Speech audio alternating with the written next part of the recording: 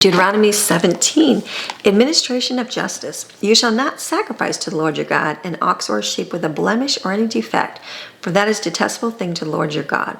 If there is discovered among you within any of the cities which the Lord your God has given you a man or woman who does evil in the sight of the Lord your God by transgressing and violating his covenant, and has gone and served other gods and worshipped them, or the sun or the moon or any of the heavenly host, doing these things which I have commanded not to do, and if it is told to you and you hear about it, then you shall investigate thoroughly all the charges. If it is confirmed beyond doubt that this detestable thing has been done in Israel, then you shall bring the man or that woman who has done this evil thing in your gates of your city, and you shall stone the man or the woman to death. On the evidence of 2 or 3 witnesses, he who is to die shall be put to death. He shall not be put to death on the evidence of only 1 witness. The hand of the witnesses shall be the first against him to be put to death, and afterward the hand of all the people.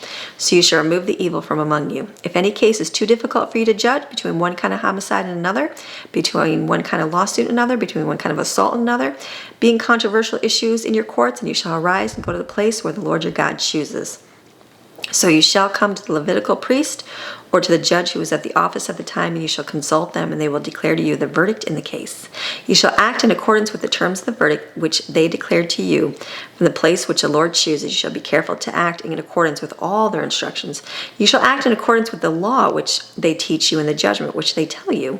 You shall not turn aside from their verdict to the right or to the left. The man who acts presumptuously and insolently, but not listening to the priest who stands there to serve the Lord your God, nor to the judge, that man shall die. So you shall remove the evil from Israel.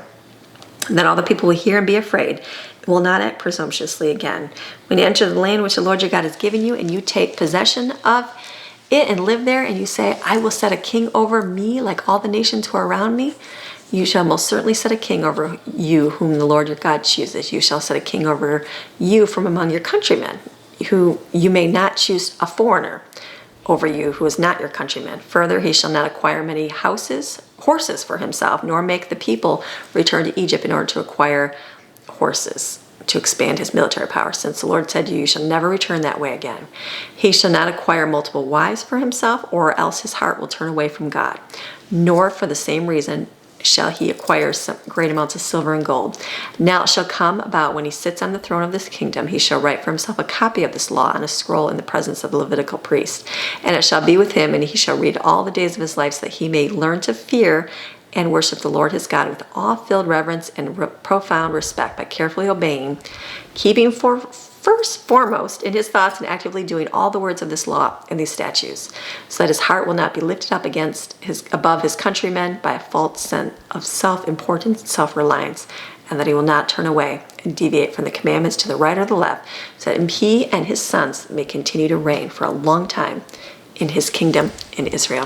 This is your daily Bible chapter, reading God's Word Monday through Friday. See you tomorrow.